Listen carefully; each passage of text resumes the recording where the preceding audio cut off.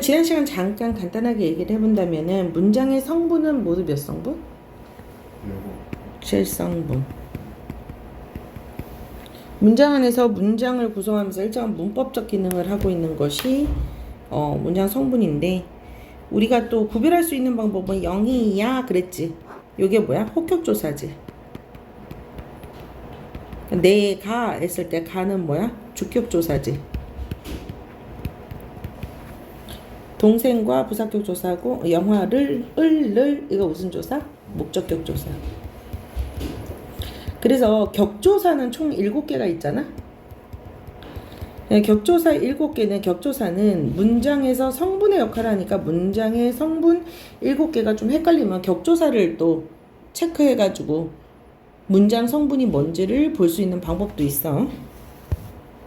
주성분은 싸가지가 없어서 주, 목, 보, 서를 보라 그랬었지? 내신에서는 주체가 된 성분 요거는 괜찮고, 어찌하다, 어떠하다, 무엇이다 요거 풀이하는 거 3가지. 그러니까 무엇 플러스 이다가 얘가 조사지? 격조사 형태 서술격조사. 그다음 체험 플러스 서술격조사. 어찌하다가 뭐야? 동사. 어떠하다가 뭐야? 형용사. 품사로 이렇게 문장 성분을 보면 돼. 목적어는 타동사인데 그냥 을을 찾으면 되고. 자, 보호가 조금 어렵지?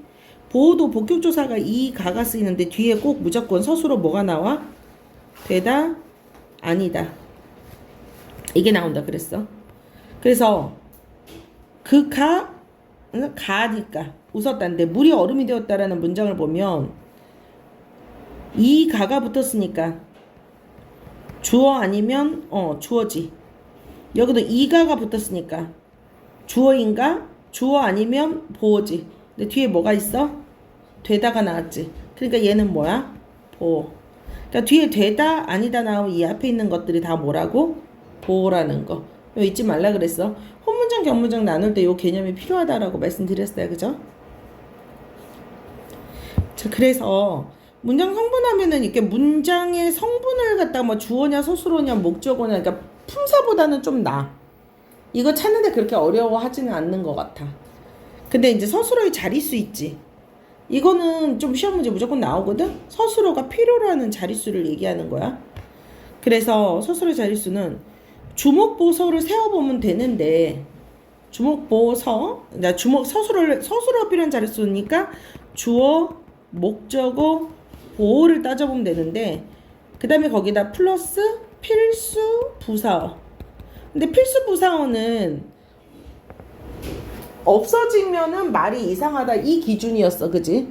그러니까 없애봐가지고 봐야 되는데, 그래도 헷갈리니까 문제 풀어봐가지고 예시 있는 것들로 조금 많이 봐야 된다고 말씀드렸어요.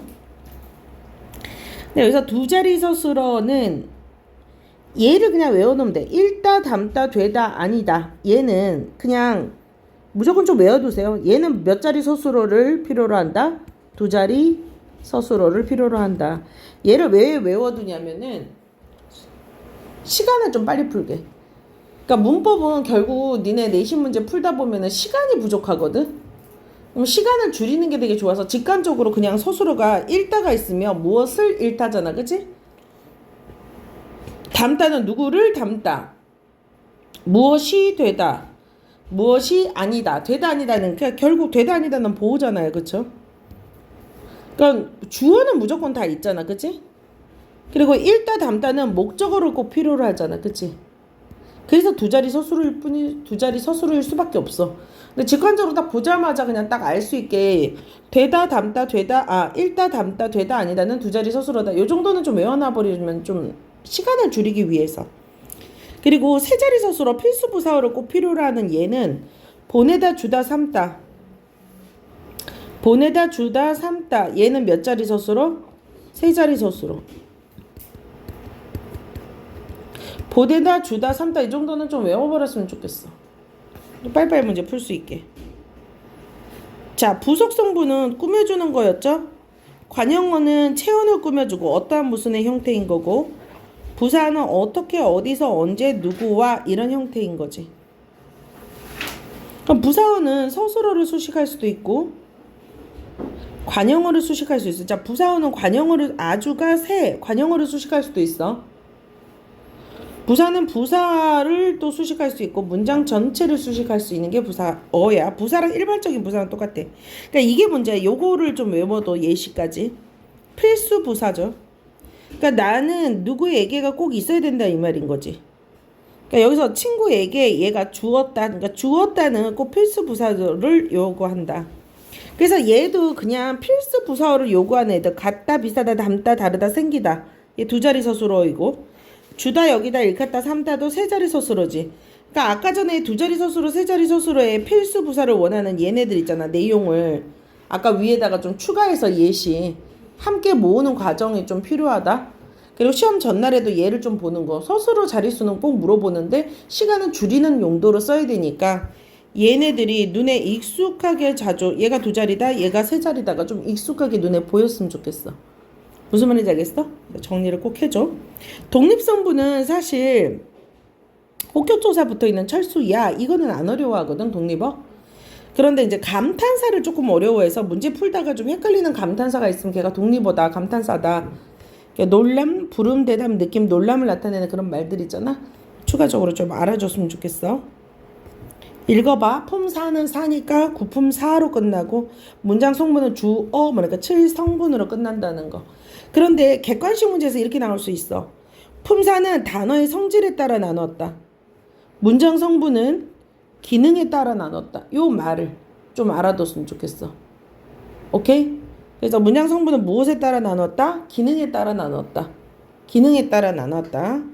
품사는 성질에 따라 나눴다. 라고 알면 되겠고 여기 문장 성분 주성분은 주, 모, 보, 서가 있었었잖아. 그치? 그리고 여기 주성분이 얘는 뭐지? 부속성분. 이런 거는 간단하게 보는 거야. 관형어, 부사어.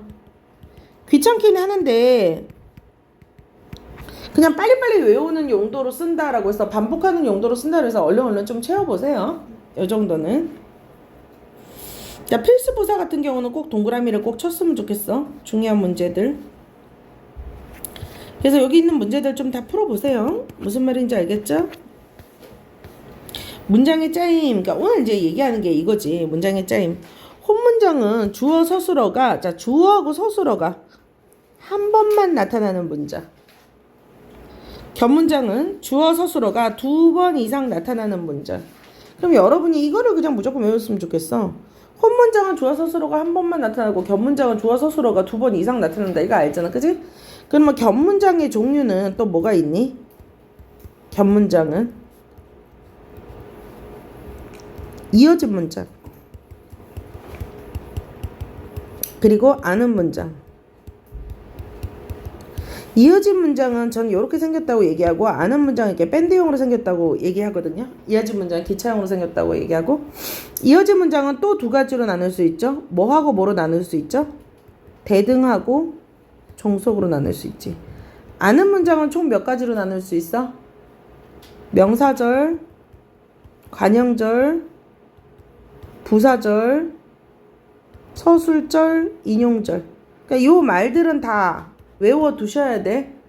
그치? 요 말들은 다 아셔야 돼. 명사절, 관형절, 부사절, 서술절, 인용절. 됐니?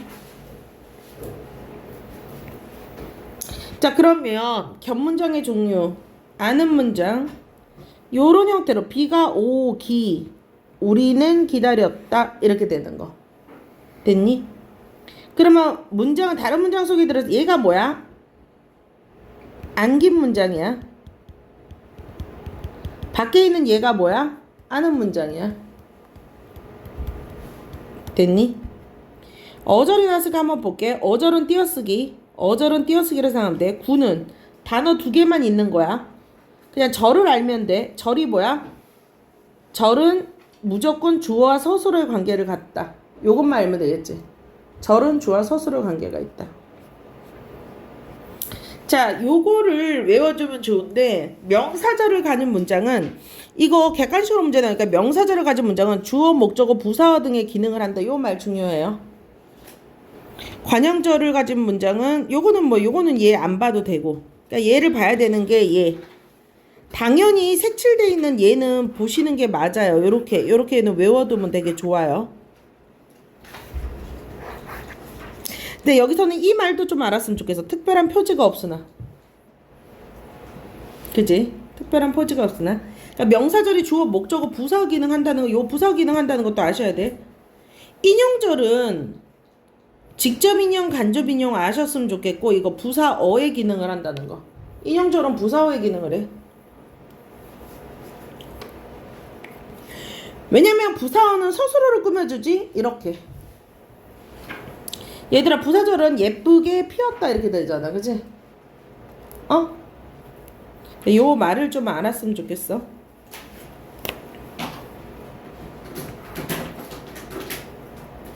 얘는 되게 중요하다. 이어진 문장은 혼문장과 혼문장이 연결 어미에 의해서 나란히 이어진 문장이야. 그래서 이어진 문장은 대등하게 이어진 문장이나 종속적으로 이어진 문장이 있는데, 학교에서 나열, 대조, 선택, 조건, 목적, 의도, 원인이까지도 나왔으면, 지금까지는 이것까지 구별하는 문제는 나오진 않았거든, 백신이. 그런데 니네 프린트에 이거는 항상 들어가 있었던 것 같아, 내 기억에. 그래서 근데 이제 우리가 내신에서 지금까지 안 나왔다고 해서 또 안 나왔으니까 또 나올 수도 있는 거잖아. 그래서 이것도 예시랑 함께 외워도 영희가 오고 철수가 오고 여기가 간다는 나열이다. 근데 나열과 대조는 그렇게 어렵진 않죠. 든지도 선택인 것까지는 안 어렵잖아. 그치? 조건, 그러니까 종속절로 돼 있는 거 얘네들이 조금 어려워.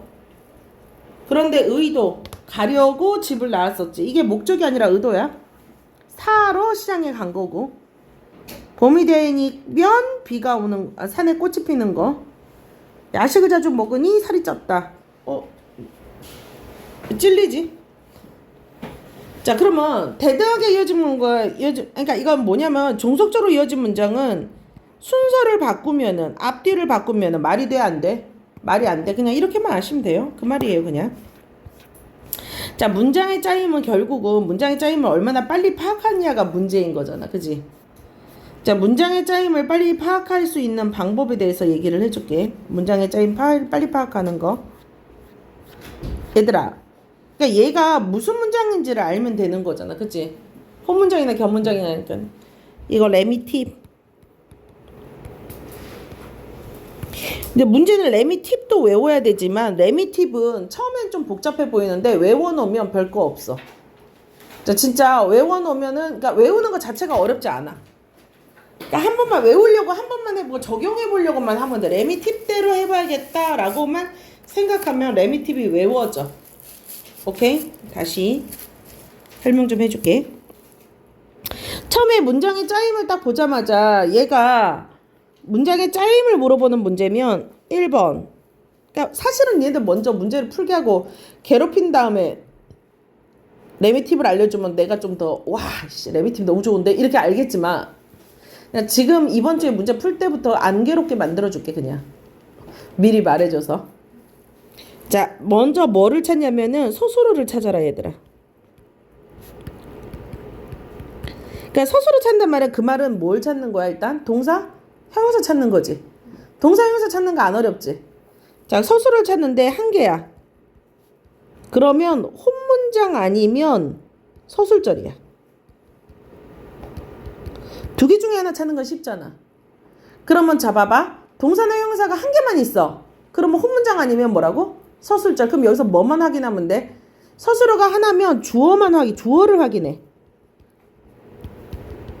이렇게만 보면 돼. 그럼 하나 해결 그냥 끝나버렸지? 자, 두 번째. 그러면 서술어가 두 개인 경우가 있을 거 아니야. 그치? 이거 두 개인 경우. 서술어가 두 개면 앞에 서술어 끝을 좀 봐줘. 앞에 서술어 끝에 봐서, 자, 이거 접속사에 해당되는 거. 이게 있으면 대등 아니면 종속이야. 무슨 말이냐? 내가 대등하고 종속 문장에 하나 보여줄게. 그러니까 여기서 선생님 거 두 번째 거를, 선생님 도쌤 팁은 일단 무조건 뭘 찾는 거야? 서술어 찾는 거지. 철수가 오고 영희가 간다. 서술어가 뭐하고 뭐지? 오고 간다. 두 개 찾았지? 두 개 찾았으면 2번으로 바로 넘어왔지. 2번으로 넘어왔으면 앞에 서술어 끝을 보라고. 그래서 얘가 그리고가 될 수 있지. 접속사에 해당되는 거, 그치? 그러니까 그것만 확인해 주라고. 앞에 끝을 봐서. 그럼 철수가 온다 그리고 영희가 간다. 요렇게 돼 있는 형태지. 아까 기차요. 그러면 요렇게 돼 있는 거 그리고를 찾았으면 요거 순서만 바꾸면 되겠지. 영희가 가고 철수가 온다. 크게 문제가 없지. 그럼 얘는 뭐야? 대등. 그러니까 2번에서 그냥 그렇게 끝나버리는 거야. 무슨 말인지 알겠어?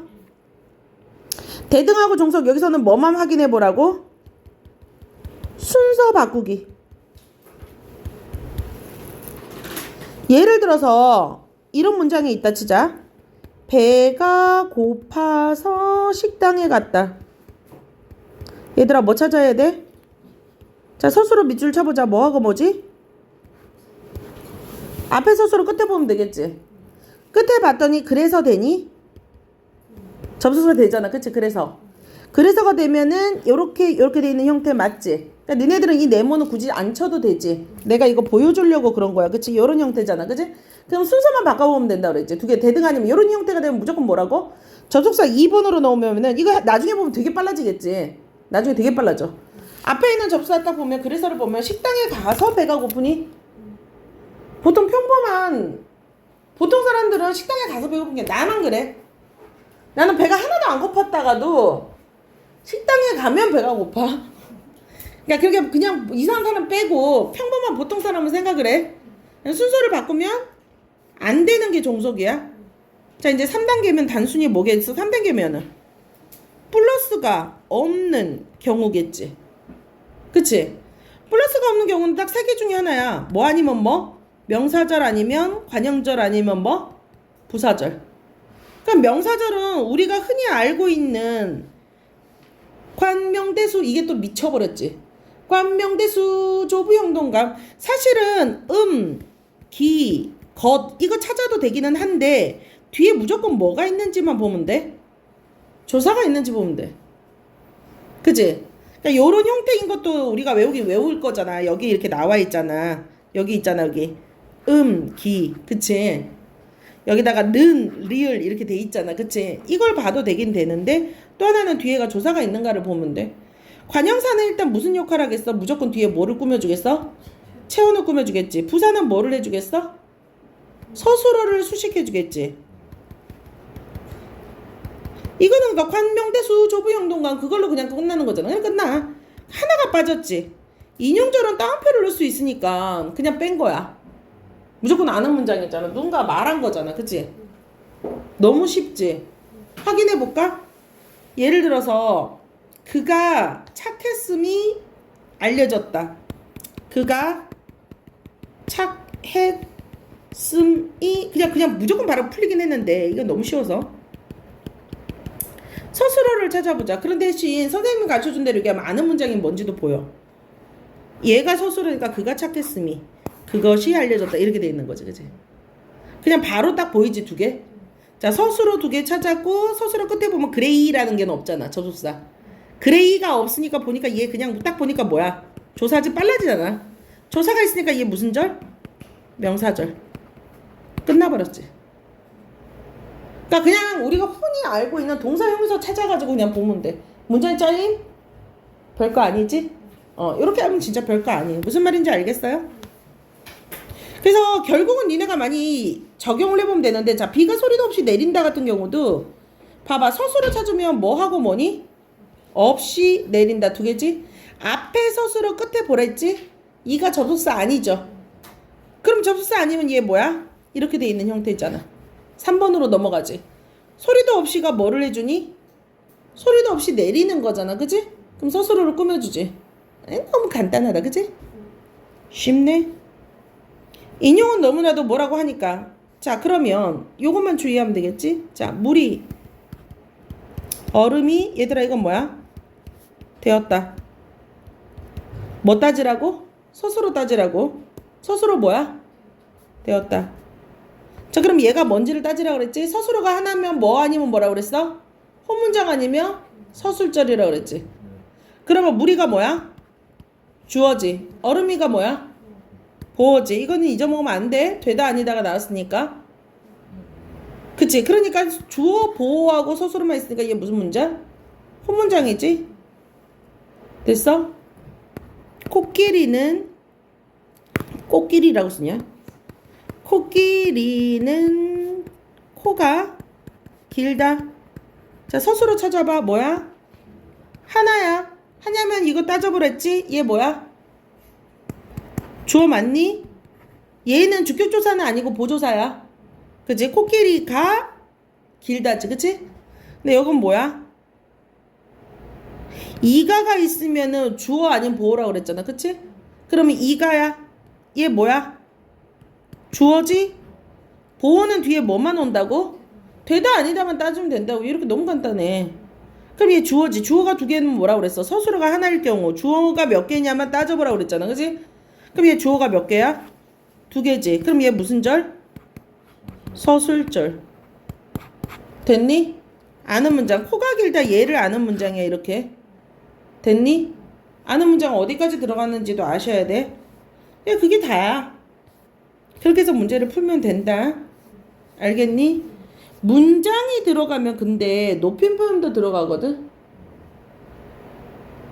상대 높임, 주체 높임, 순서대로 얘가 좀 거꾸로 나와 있는데 주체 높임, 객체 높임, 상대 높임 이렇게 돼 있지. 주체 높임은 뭘 높여주는 거니? 문장에 주어를 높이는데 그냥 여러분 실현 방법을 그냥 외워두세요. 주체 높임에서 실현 방법 어떻게 실현이 되지? 깨서 으시다. 그치? 그리고 특수어휘 이게 주체 높임이야. 객체 높임은 깨 특수어휘. 그러면 상대 높임은 종교로미. 그러니까 내가 이렇게 다 아는가를 생각을 하면 돼. 그러니까 실현 방법을 항상 적어놓고 그걸 외워놔. 간단하게. 그치? 실현 방법 깨서 의시 특수어휘 이거라고. 그러니까 이게 되게 복잡하고 길잖아. 그러니까 여러분이 간단하게 정리를 좀 하셔야 된다고. 그래, 시험 보기 전에 내 정리된 본하고 학교 프린트 본하고 합치라고. 너무 정신없이 하지 말고 내가 알고 있는 걸로. 그러면은 요대로만 보면 되겠고, 그냥 말씀이란 단어는 높일 때도 쓰고 낮출 때도 쓴다 이렇게만 아시면 되겠고. 그치?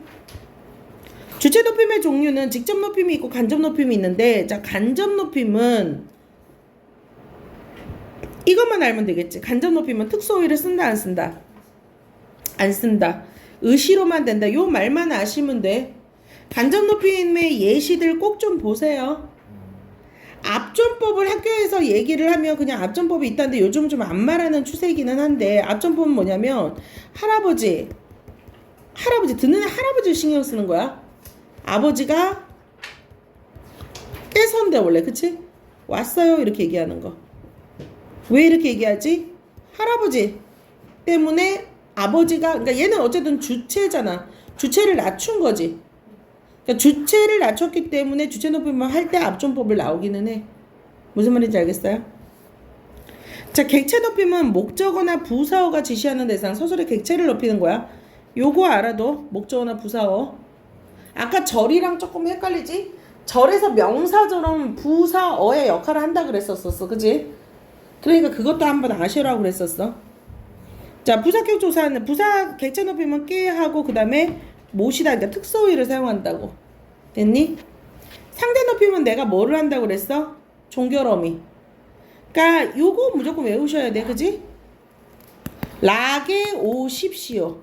얘들아, 라게 오십시오. 이렇게 외우면 돼. 라게 오십시오. 야, 싸게 쓰게. 얼른 입구에서 라게 오십시오. 오케이? 라게 오십시오. 해하고 해요. 그러면 이거 높임법, 상대 높임법을 풀다 보면은 뭐가 헷갈리냐면은 나중에 헤라체하고 헤어체만 헷갈려. 헤라체하고 헤어체가, 그러니까 나중에 이게 막 하계체가 어렵다, 하우체가 어렵다라는 느낌이 있는데 얘는 그렇게 어렵진 않아. 왜냐면 하계체는 상황을 생각을 해봤을 때 장모가 사위한테 쓸 때 자네 이곳에 왔는가? 왔네, 왔구먼 이렇게 쓰는 거 있지. 그거를 상황을 상상하면 좀 쉬워. 그리고 하오체는 중전마마가 이제 신하들한테 얘기하거나 왕이 그렇게 하도록 하오 뭐 이렇게 얘기하잖아. 그리 하오. 그러니까 좀 더 높단 말이야. 공적인 자리에서, 그치? 왕이니까 약간 공적인 자리에서 쓰는 거잖아, 그치? 그렇게 아시면 되겠고, 나중에는 진짜 문제 풀다 보면 헤라체하고 해체가 헷갈려. 예를 들어서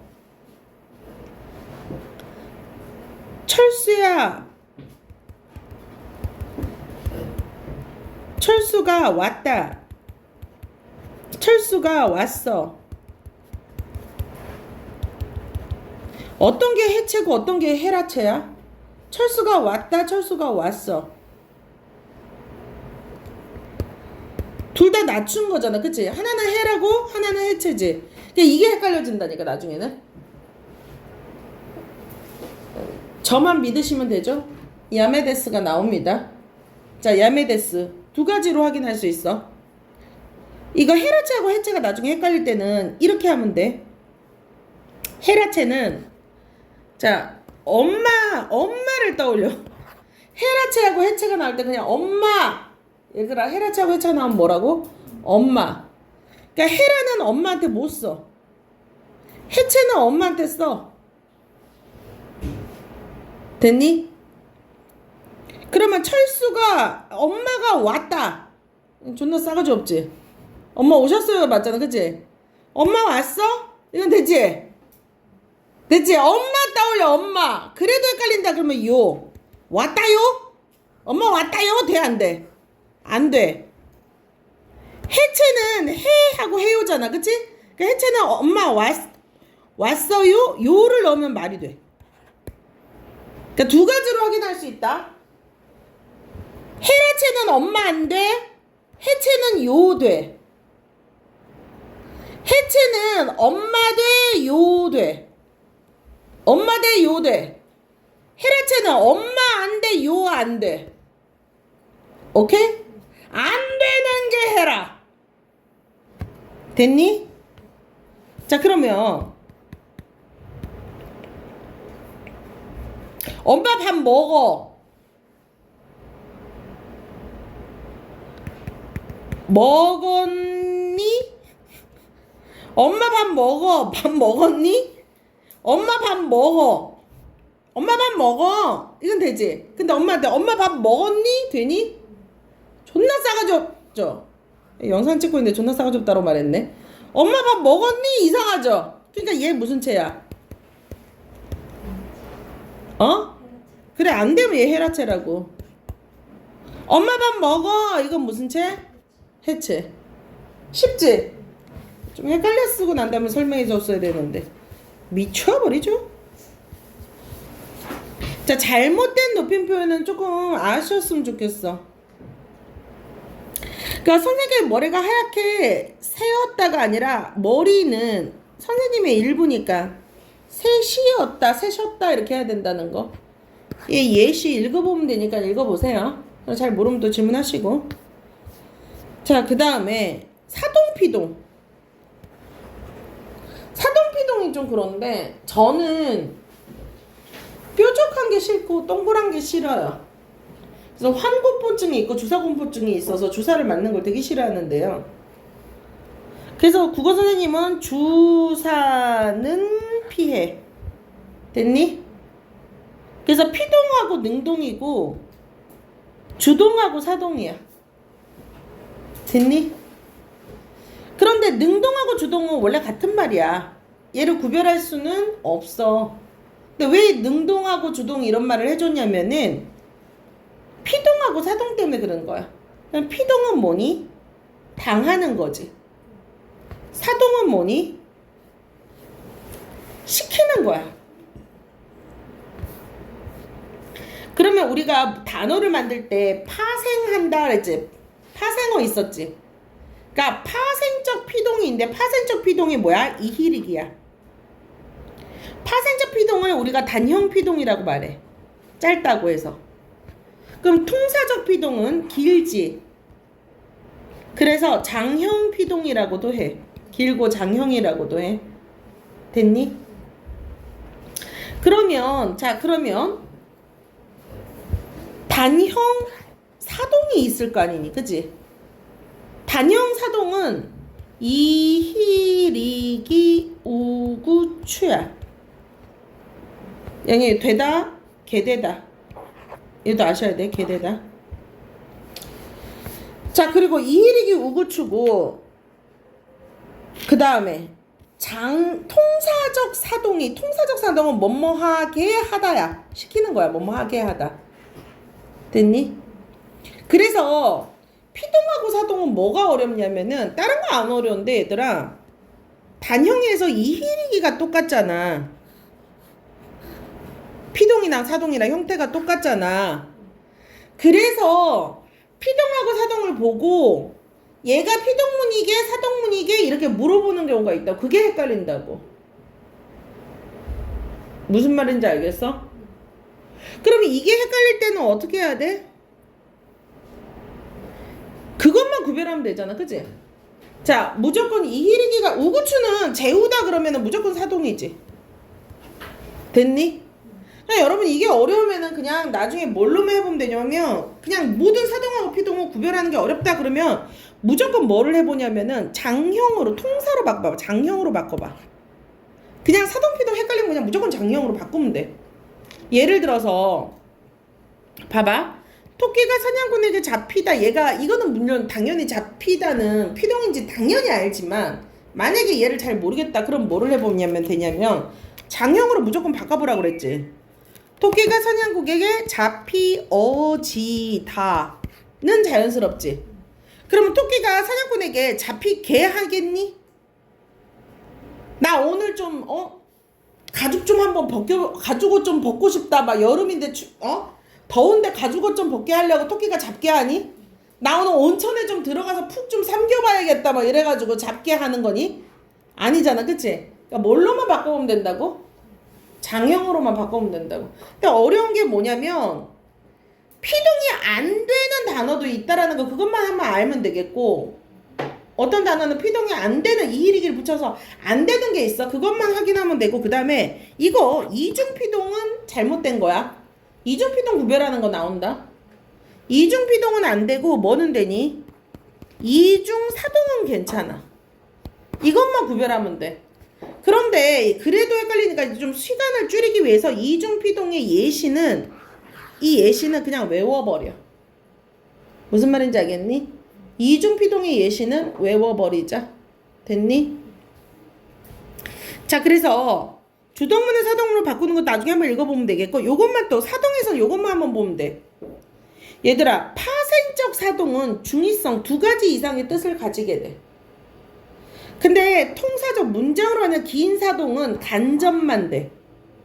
무슨 말이냐면 파생적 사동 이희리기 우구추를 붙이면 직접의 의미, 간접의 의미 2가지가 있다. 요것만 알아도, 요것만 구별해 놓으면 돼. 그럼 사동피동도 괜찮지? 그래서 문제를 좀 풀면은 사동피동 보면 되고, 단어의 의미는 우리 교재에 같이 만들어주긴 했는데 단어의 의미는 아직 이거 학교에서 프린트로 나간다 그러면 한번 풀어봐. 그렇게 어려운 거 아니니까. 됐니?